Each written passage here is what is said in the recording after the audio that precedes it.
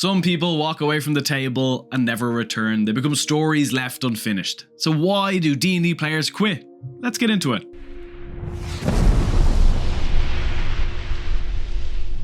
Some people walk away from the game before they even sit down at the table, before they even have a chance to play. The friend group agrees to try the popular tabletop game. One of the players volunteers or is chosen after the rest refuse to DM. They all stare lifeless at the one person left. They compliment them. "You're smart, you can act. We wouldn't have a clue, but you've got the gift." So Billy reluctantly agrees. He goes home that night after working a double shift at work in the coal mines just to pay for the books he thinks he needs to play the game. And he nearly has an aneurysm the next morning when he finds out the basic rules are free online. He reads it cover to cover and still has no idea what's going on, so he reads it again and something starts to make sense, a spark, but then that idea is crushed into oblivion. Between 2 jobs and now somehow raising 3 children, time is moving fast and now it's time to play. But Billy, from most of the multiverses, tells his friend group that he can't, that it's hard, too complicated, impossible, because in D&D there are so many rules and D&D doesn't help beginners. There are massive modules and books that from the outside makes it look like you need to shove them all into your head. But Billy doesn't know that he only needs about 10 pages from these books. That could be one reason people leave, but as one Billy leaves, another takes its place. For the multiverse of Billys is endless. There are some who, even without the ancient 10-page basic rules, dare to dream and dare to act. So Billy starts his dungeon mastering journey. It starts off shaky, but he gains confidence. His friends are none the wiser, and behind the curtain there is nothing but blank pages and names like Ted and Gilgamesh. But after 10 to 15 minutes of play, something starts to creep in, that feeling that he's playing the game wrong. It haunts him. He begins to doubt himself, his abilities, and so he tells his players he must leave, that this was not meant to happen, that he lied to them. He did not know the game, the rules of the world.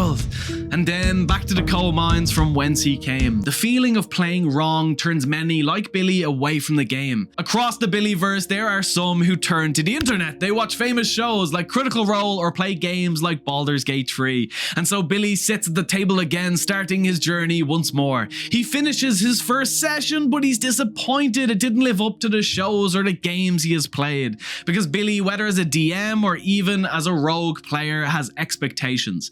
Expectations that have been shaped by those stories, and when reality doesn't match them, those expectations are shaken at their root, which in turn makes some of them close the door on their own storybooks. But as one book closes, another must open. Stepping from the portal within the ancient coal mine stands a rogue Billy, destined to be a player. Billy creates his character sheet. That night, after 2 double shifts at the coal mine, once again he is about to sleep, but eureka, inspiration strikes. 3 more characters are made, and the next day begins. They gather around the ancient round table, and Billy finally chooses which character sheet he's going to use, and he plays Bilgord the Strapping. But as Billy struggles to roleplay, there are others, born in shadow in the fiery depths of Bully Mountain.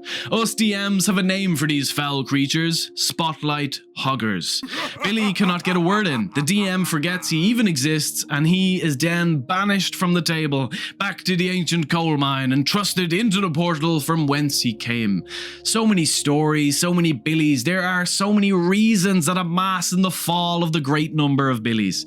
Combat being too long, not understanding what to do with such free will, joining a story late, struggling to create a character. Or the DM telling Billy he can't have 30 strength, or not understanding Billy's own abilities, the pressure of performing.